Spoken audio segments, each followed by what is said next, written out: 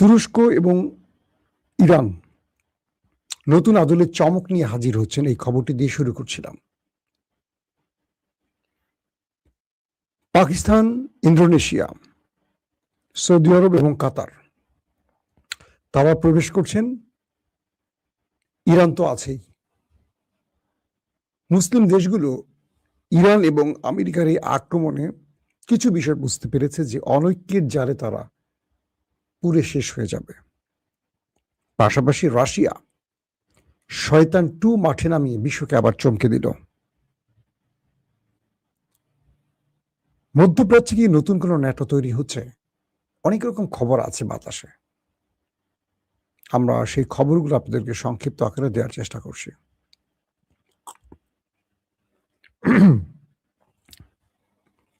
প্রথম যে খবরটি দিয়ে শুরু করতে চাই,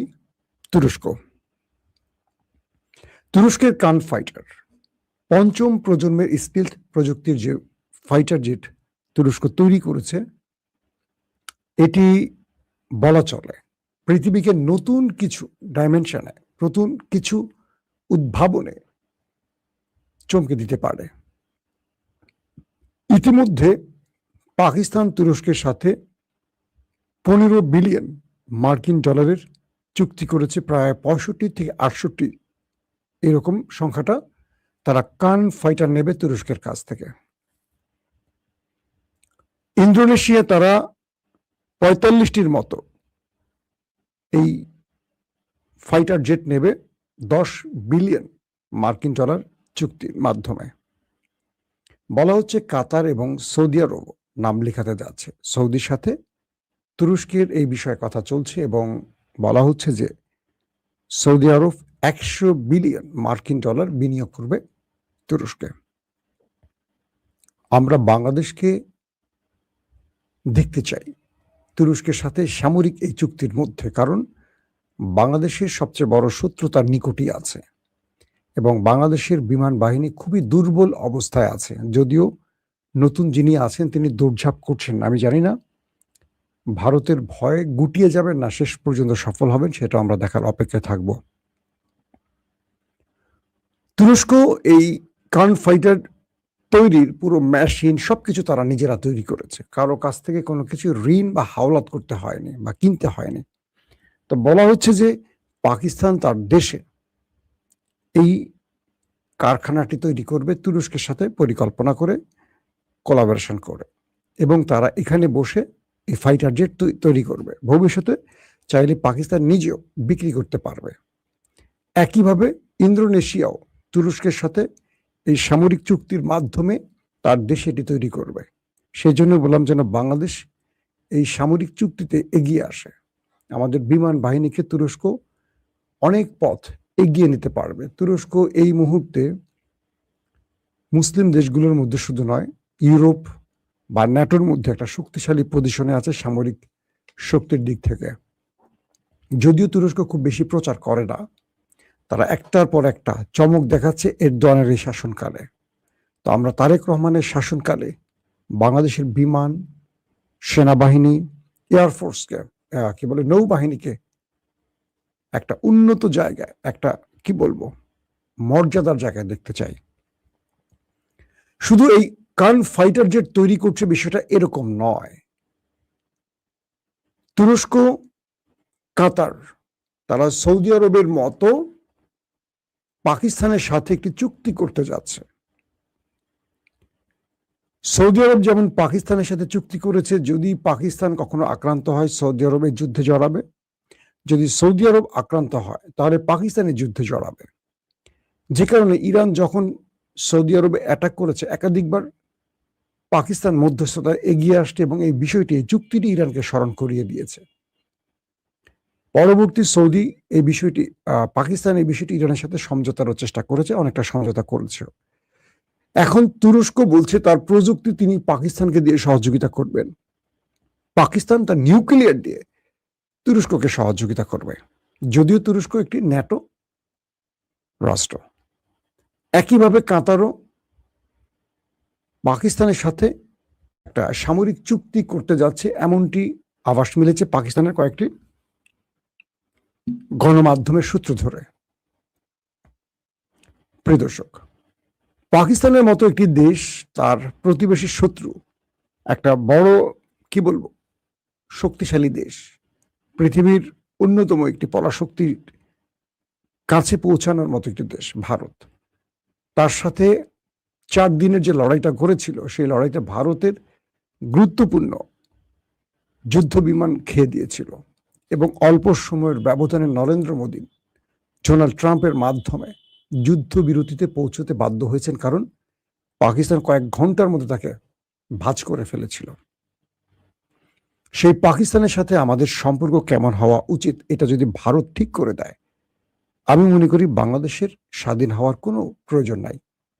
যদি বাংলাদেশকে স্বাধীন রাষ্ট্র বলতে হয় তাহলে বাংলাদেশকে অবশ্যই পাকিস্তান, চীন, তুরস্কের সাথে সম্পর্ক বৃদ্ধি করতে হবে, কারণ এরা পেছন থেকে ছুরি মারবে না, বাকিরা পেছন থেকে মারবে, সেটা আমেরিকা বলি, সেটা ভারত বলি। যদিও লালমনিরহাটে আমাদের যেই হ্যাঙ্গার বসানো হয়েছে আর বেস তৈরি হচ্ছে, সেখানে ইটালি থেকে কিছু ফাইটার যেটা আনা হচ্ছে এমন তথ্য আমরা পেয়েছি।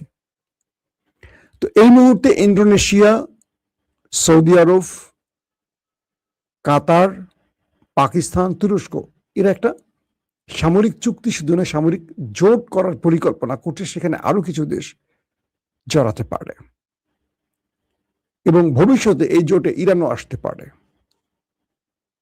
এই জোটে ইরান আসবে কি আসবে না, থাকবে কি থাকবে না, তা ডিপেন্ড করছে আমেরিকা এই যুদ্ধে হারবে কি হারবে না তার উপরে। কারণ এই মুহূর্তে ইরানকে যারা কদিন আগেও এই যুদ্ধটা শুরুর আগে ইরানকে পাত্তাই দিত না, তারা গোপনে ইরানকে বস বলছে, বস তোমাকে সেলুট, তুমি যা করছো অনেক কিছু, এটা আমরা পারিনি, তাই আমরা হুজুর হুজুর করেছি আমেরিকাকে, তুমি করে দেখিয়েছো, এখন আমাদের বুকে সাহস বেড়ে গেছে। তো এই ইরান এই মুহূর্তে তারা একটি মুসলিম জোটে যদি আসে, সেই জোটটি যদি সৌদি আরব, কাতার, কুয়েতের মতো দেশও থাকে, তুরস্ক, পাকিস্তান থাকে, তাহলে ইসরায়েলের ঘুম হারাম হয়ে যাবে, কনফার্ম থাকেন।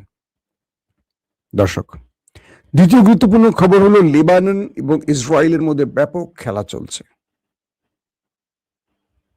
দক্ষিণ লেবাননের অনেক আবাসন দখলে নেমেছে নেতানিয়াহু বাহিনী।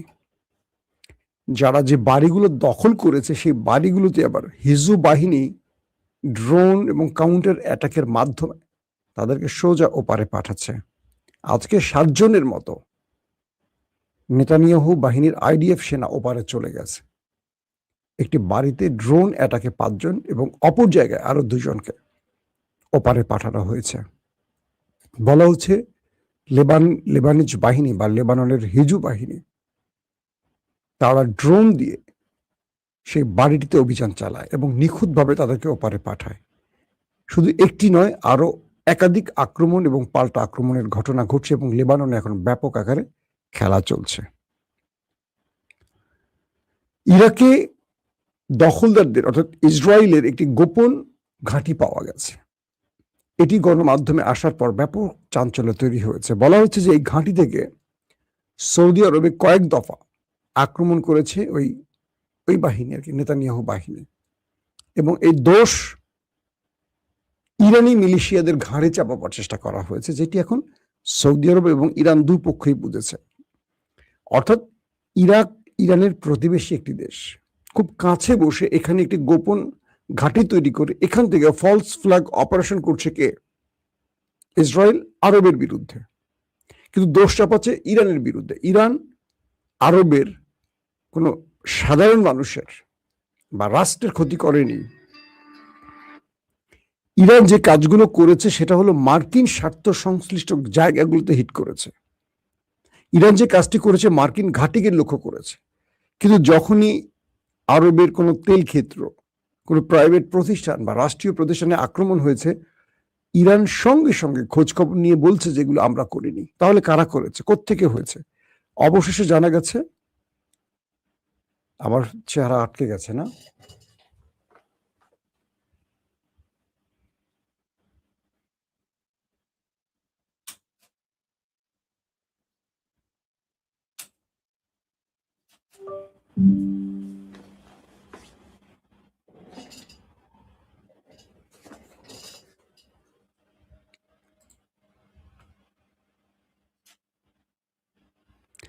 আমার চেহারা কি এখনো আটকে আছে?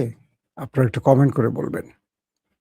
তো ইরান এখন বলছে বিশ্বকে, দেখো তোমাদের বন্ধুরা যাদের জন্য তোমরা ইরানের বিরোধিতা করছো, তারা কিভাবে ফলস ফ্ল্যাগ অপারেশন করে আমাদের মধ্যে লড়াইটা শুরু করতে চাচ্ছে, আমাদেরকে বাজিয়ে দিচ্ছে, আমাদের মধ্যে বিরোধ তৈরি করছে।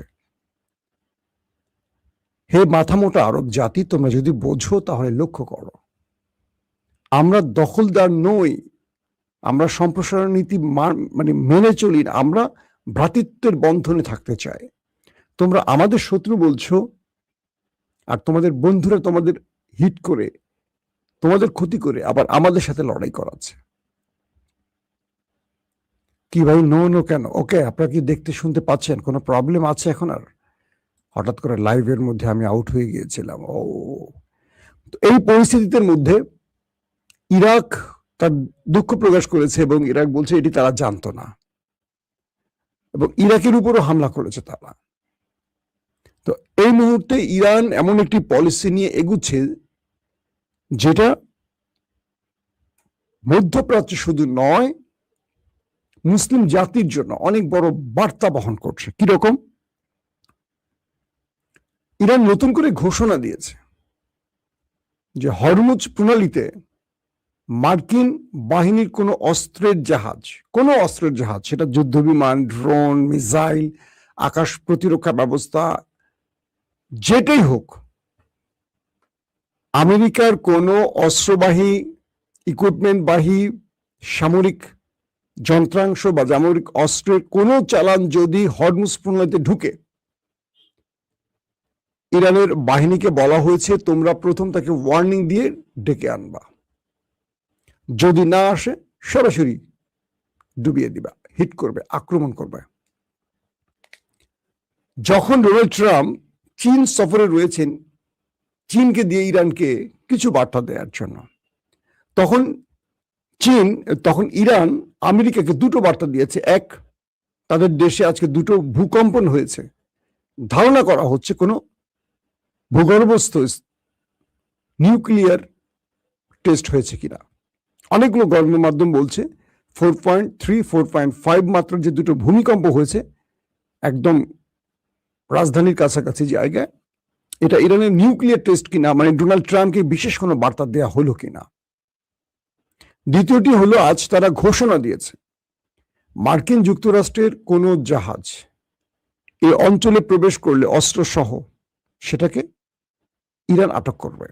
যদি বাধা আসে বা কোনো কারণে তারা কথা না শুনে, তাহলে সঙ্গে সঙ্গে আক্রমণ করে উড়িয়ে দিতে হবে, ডুবিয়ে দিতে হবে। এই ঘটনা থেকে কি ক্লিয়ার হলো? ইরান আমেরিকাকে কোনোভাবে ছাড় দিতে রাজি না, কোনোভাবেই ছাড় দিতে রাজি না। আমেরিকা তার অস্ত্র নিয়ে এই অঞ্চলে প্রবেশ করতে হলে এই অঞ্চলে ঢুকতে হবে। রেড সি আর হরমুজ প্রণালী, এই দুটো ইরানের কন্ট্রোলে আছে। রেড সি বা বাবুল মান্দাব, এই পথে আছে ইয়েমেনের হুতিরা, আর হরমুজ প্রণালীতে আছে ইরান। এবং এই দুটো অঞ্চল ছাড়া এই অঞ্চলে গালফে প্রবেশ করতে পারবে না। বহু পথ পাড়ি দিয়ে আফ্রিকা হয়ে অনেক কাহিনী করে আসতে হবে। তো এই পরিস্থিতির মধ্যে ইরান বলছে তার বাহিনীকে সর্বোচ্চ সতর্ক থাকতে এবং মার্কিন কোনো অস্ত্রের জাহাজ পেলে সেটাকে সঙ্গে সঙ্গে আটক করতে অথবা অ্যাটাক করতে। এই পরিস্থিতির মধ্যে বলা যাচ্ছে যে চরম টেনশনে পড়ে গেছে আমেরিকা। এখন ডোনাল্ড ট্রাম্প, তিনি 13 তারিখ আজকে রওনা হয়েছেন চীনে, পৌঁছেছেন। 14-15 2 দিন শি জিনপিং এর সাথে বৈঠক করবেন এবং পুরো একটি বহর নিয়ে গেছেন, তার বাণিজ্যিক বহর, এক্সপার্ট, সামরিক বহর, অনেককে নিয়ে তিনি চীনে গেছেন বড় আশা নিয়ে। চীনের কাছে হাত পাতবেন, কি করে ইজ্জত নিয়ে বাঁচতে পারলেন তিনি। তার তো প্যান খুলে ফেলছে, এখন জায়গাটার জন্য বহাল রাখি ইরান, এটার জন্য গেছে। তো এই পরিস্থিতির মধ্যে মার্কিন প্রেসিডেন্ট কি নিয়ে আসবেন চীন থেকে সেটা বলা মুশকিল, তবে ইরান তাকে যে ছাড় দিবে না সেটা কনফার্ম। এর মধ্যে রাশিয়ার প্রেসিডেন্ট ভ্লাদিমির পুতিন যে ঘোষণা দিয়েছেন, রাশিয়া 35,000 কিমি, 35,000 কিলোমিটারের রেঞ্জের সারমাত মিসাইল, নিউক্লিয়ার মিসাইল, পারমাণবিক মিসাইল উৎক্ষেপণ করছে, পরীক্ষা চালিয়েছে, যেটার বাংলা নাম শয়তান 2। বলছে পৃথিবীর কক্ষপথ ঘুরে এটি আবার তার স্থানে ফিরে আসতে পারে এবং এটি পুরো পৃথিবীকে চক্কর দিতে পারে। সারমাত বা শয়তান 2। রাশিয়ার এই মিসাইল একসাথে একাধিক ওয়ারহেড বহন করতে পারে। এমন একটি সময় রাশিয়া এটি উৎক্ষেপণ করলো যখন আমেরিকা ইরানের মধ্যে দর কষাকষি চলছে। বিশ্লেষকরা বলছেন রাশিয়ার এই মিসাইলটি, নিউক্লিয়ার মিসাইলটি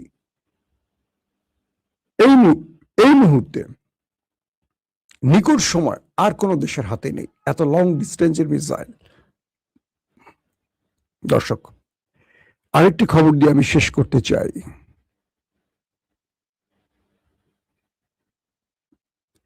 আরবের দেশগুলো ইসরায়েলের বিরুদ্ধে কিন্তু আস্তে আস্তে মাঠে নামছে। অর্থাৎ আরবের দুটো দেশ, কাতার এবং সৌদি আরবের দুজন গুরুত্বপূর্ণ প্রিন্স, যারা রাষ্ট্রীয় খুব গুরুত্বপূর্ণ পদে ছিলেন, তারা এখন প্রকাশ্যে কথা বলছেন এবং তারা বুঝতে পারছেন এবং তারা ইরানের কাছে এই বার্তাগুলো দিচ্ছেন বারবারই যে আমাদের মধ্যে যে বিরোধটা বেজেছে এটা লাগিয়েছে কিন্তু ওই দেশটি। বুঝছেন তো? আপনারা কি বুঝছেননি কোন দেশের কথা কইছি আমি? সো আমাদেরকে তাদের ব্যাপারে সতর্ক থাকতে হবে। তাদের গণমাধ্যম দিয়ে আমাদের উপর প্রোপাগান্ডা চলছে যেমন, আবার আমাদের মধ্যে অনৈক্য তৈরি করে গ্রেটার ইসরায়েল তৈরির যেই মূল প্ল্যানে তারা কাজ করছে, এটা কোনোভাবে সম্ভব হবে না যদি আমরা ঠিক থাকি। আর তখনই সম্ভব হবে যখন আমরা বিভাজিত হয়ে যাব। তো এই পরিস্থিতির মধ্যে ইরান চাইছে বা আরবগুলো চাইছে, একমাত্র আরব আমিরাত ছাড়া, তারা ভেতরে ভেতরে পাকিস্তান তুরস্কের মাধ্যমে মধ্যস্থতা করে একটি জায়গা তৈরি করতে চাচ্ছে, যে কারণে তুরস্ক এটি বলয় তৈরি করছে, একটা ঐক্যের ভিত্তি তৈরি করছে যেখানে আরো মুসলিম দেশগুলো আসবে, মিশরও থাকতে পারে, যাতে করে আগামী দিনগুলোতে যারা দখলদারিত্ব চালাবে তাদের বিরুদ্ধে জোট একসাথে কাজ করতে পারে। যদি ন্যাটো পারে, যদি পশ্চিমা দুনিয়া পারে, তাহলে মুসলিম বিশ্বের এটা হতে সমস্যা কোথায়? ওয়াইসি নাম্বার ছোট জগন্নাথ দিয়ে কিছু হবে না। এখন সামরিক জোট করা খুবই গুরুত্বপূর্ণ। প্রিয় দর্শক, কোনো প্রশ্ন আছে আপনাদের? শাহিন সিঙ্গাপুর। ও দর্শক, আজকের মতো বিদায় নিচ্ছি। প্রত্যেকে ভালো থাকবেন। আল্লাহ হাফিজ।